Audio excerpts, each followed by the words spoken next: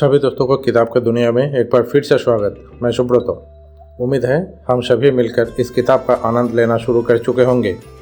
पढ़ते रहिए और जानते रहिए। आज हम लोग थिंक एंड ग्रो रिच किताब के 10वें अध्याय मास्टरमाइंड की शक्ति के बारे में जानेंगे। यहाँ शक्ति शब्द पर विशेष महत्व दिया गया है। धन हासिल करना और उसे बनाए रखने के लिए शक्ति का होना विशेष आवश्यक है। अगर किसी इंसान की योजना बड़े, विस्तृत और विराट हो तो दूसरे के सहयोग बिना बड़े शक्ति हासिल करना मुश्किल होता है। संगठित और बुद्धिमानी से निर्देशित ज्ञान को यहाँ शक्ति कहा गया है। अकेला आदमी अगर कोई चीज़ हासिल करना चाहता है तो उसे ज्ञान 3 जगह से मिल सकता है। पहला, उसकी निजी रचनात्मक कल्पना। दूसरा, दूसरे इंसान के संग्रहित अनुभव जो किसी सार्वजनिक लाइब्रेरी में मिल सकता है। और तीसरा, विज्ञान और दूसरे क्षेत्र में लोगों द्वारा इकट्ठा किया गया तथ्य के अनुसार। किसी बड़े और निश्चित लक्ष्य प्राप्ति के लिए 2 या इससे अधिक लोगों का एक ही दिशा में काम करने का सदिच्छा के साथ सभी का ज्ञान का प्रयोग और प्रयास जरूरी होगा। इसे ही मास्टरमाइंड का शक्ति कहा गया है और कोई भी अकेला आदमी बिना इसकी मदद से बड़े शक्ति हासिल नहीं कर सकता। इस मास्टरमाइंड समूहों का चयन बुद्धिमानी से करना होगा।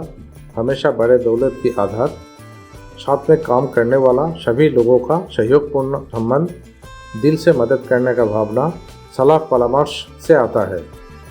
इससे मास्टरमाइंड का सिद्धांत की आर्थिक प्रकृति निर्माण होते हैं और 2 लोगों का मस्तिष्क के सद्भाव से पैदा हुए ऊर्जा की मदद से आध्यात्मिक यूनिट से आध्यात्मिक प्रकृति बनते हैं।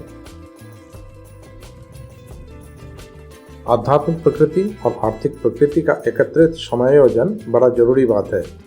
अपने मस्तिष्क की शक्ति को विकसित करके कई गुना बढ़ाने के लिए कुछ दिशा निर्देश इस अध्याय में दिए गए हैं।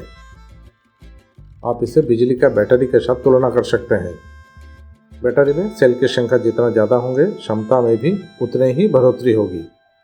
सामंजस्य की भावना के साथ जब कोई मस्तिष्क एक ही तरह के काम करने के लिए केंद्रित हो जाता है तो जो विचार पैदा होते हैं वो किसी अकेले मस्तिष्क नहीं कर सकता।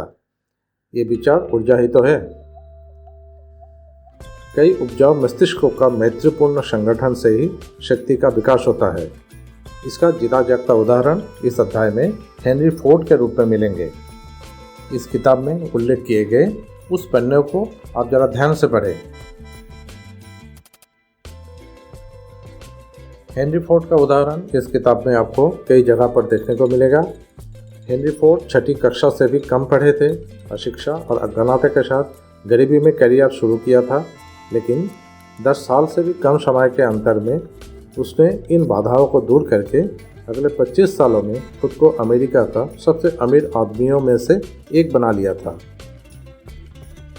अपने सफर में फोर्ड ने अपने साथ कई महान व्यक्ति को व्यक्तिगत मित्र बना लिए थे, जैसे Thomas Alva Edison, Harvey Firestone, John Burroughs, Luther Burbank. हर एक व्यक्ति का मस्तिष्क में छुपे हुए क्षमता, बुद्धि, ज्ञान, अनुभव, आध्यात्मिक शक्तियां के कारण हेनरी फोर्ड ने इतिहास रच दिए थे। अगर नियत नेक हो तो यह सिद्धांत कोई भी अपने लिए काम पर लगा सकता है।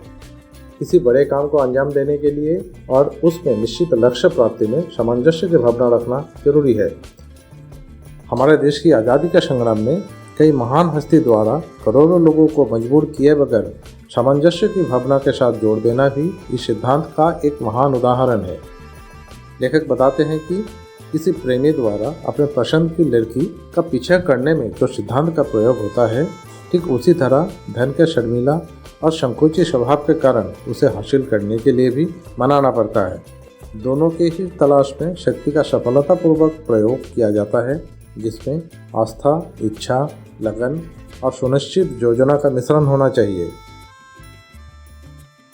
धन जब दौलत की मात्रा तक पहुंचते हैं तो प्रकृति का आकर्षण का सिद्धांत के अनुसार बहने लगते हैं, जैसे ऊपर से नीचे की तरफ पानी का बहाव।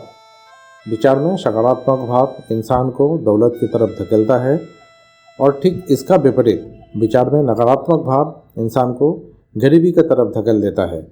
दुनिया में परिवर्तन एक प्राकृतिक नियम है। गरीबी और अमीरी स्थान बदलते रहते हैं। इसलिए आम आदमी शक्ति का उपयोग द्वारा अपना स्थान बदल सकते हैं। गरीबी में रहने के लिए कोई योजना या किसी का सहायता का आवश्यकता नहीं होते हैं। खुद को अगर शर्मीली और संकोची स्वभाव अमीरी की तरफ धकेलना है तो नदी की उल्टी धारा में चप्पू चलाने जैसा मेहनत करने पड़ेंगे। प्रयास अगर बुद्धिमानी और दिल से किए गए हों तो शून्य से शुरुआत करने के बावजूद आदमी शिखर तक पहुंच सकता है। मास्टरमाइंड की शक्ति वाले अध्याय में आज बस इतना ही। इस किताब का अगले चैप्टर के साथ आपके साथ दोबारा मुलाकात होगा। आपका सुझाव का इंतजार रहेगा। तब तक स्वस्थ रहिए, खुश रहिए, परिवार का ख्याल रखिए। धन्यवाद।